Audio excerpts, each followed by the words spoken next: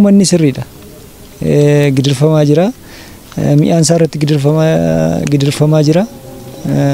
Yaa'u kan gurguratee wayyaa tokkotti bitatu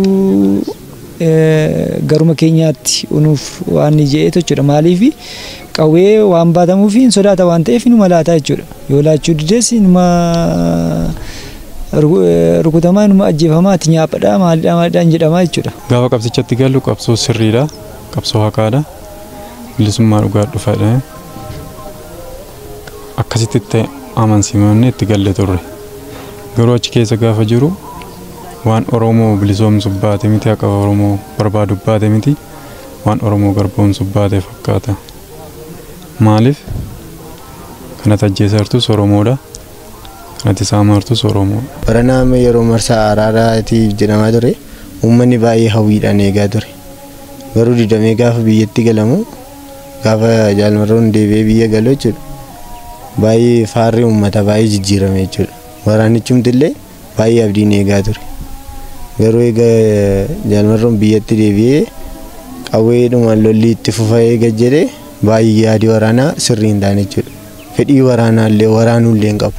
Barri mootummaatis karri isaa banaadha waan ta'eef warri bosona jiranus yaada isaanii qalbii isaanii jijjiirratanii odoo gara qaama seera waraana kanaatitti dhiyaatanii harka kennatanii. Yoo xinnaate kan harka kennatanii nama 14 irra gahan jiru jechuudha. Namni 5 hidhannoo guutuudhaan harkaan kennatanidha. Namni 9 hidhannoo malee harka laatanii kana malees kan booji'aman jiru jechuudha. Namoonni booji'aman yoo xinnaate nama 12 irra gahee jira. Kilaashii 20 meeshaa waraanaa kilaashii 20 argannee jirra. Rasaasa argannee jirra. Bireenii tokko argannee jirra. Shogguxiin 2 diinarraa fudhatamee jira. Keessumaa ji'oota lamaan darban keessatti waamicha mootummaan taasisee fi tarkaanfii dhiibbaa raayyaa ittisa biyyaa qaamoleen nageenyaa irraan gahaa jiran irraa kan ka'e bu'aa gurguddaan galmaa jira jechaadha. Kana keessatti fedhii isaatiin humni hidhate kun fedhii isaatiin dhufee harka kennachaa jira. Ji'uma lamaan kana namni 68 namoonni 68 kilaashii fi meeshaalee garaagaraa hidhannoo guutuudhaan akka godina Wallagga Bahaatti ji'a lamaan kana keessa harka kennatanii jiru.